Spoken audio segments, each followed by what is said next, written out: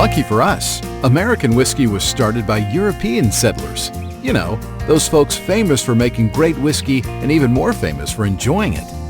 As the Europeans quickly found out, however, colonizing North America was no easy task, especially as they quickly ran out of whiskey brought from home. So they turned to different local grains to make new styles of whiskey, which we know today as rye, bourbon, and Tennessee whiskeys. Let's take a brief look at each.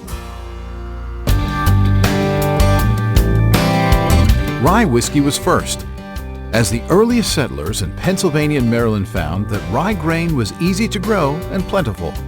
This new rye whiskey was much spicier and hot than the whiskey they knew in Scotland and Ireland made from barley. And so today's ryes are also spicy, but usually contain a good portion of corn, making them a little sweeter and easier to enjoy.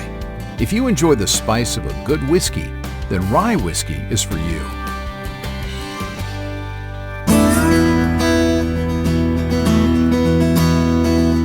As these settlers moved farther south, they landed in the area known as Kentucky today.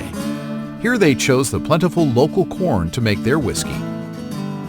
This corn whiskey was popular and eventually became the first bourbon, but not without one interesting turn of fate. Like almost everything in those days, whiskey was stored and transported in wooden barrels. Sometimes those barrels needed to be cleaned to eliminate the taste of the previous contents. To eliminate any off flavors, settlers would char the inside of the barrels. Turns out storing whiskey in the charred barrels not only changed the color to a golden brown, but added wood sugars and tasty notes of smoke, vanilla, and baking spices. Today, the process for making bourbon is virtually the same, taking clear corn whiskey and aging it in new charred oak barrels to create the same golden, sweet, smoky spirit with a hint of vanilla and warm baking spices. Sound like the type of whiskey you might enjoy?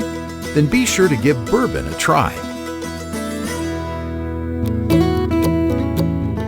Just south of Kentucky is Tennessee, where bourbon evolved into the third style of American whiskey. Bourbon and Tennessee whiskey mirror each other as to ingredients, aging, and proof.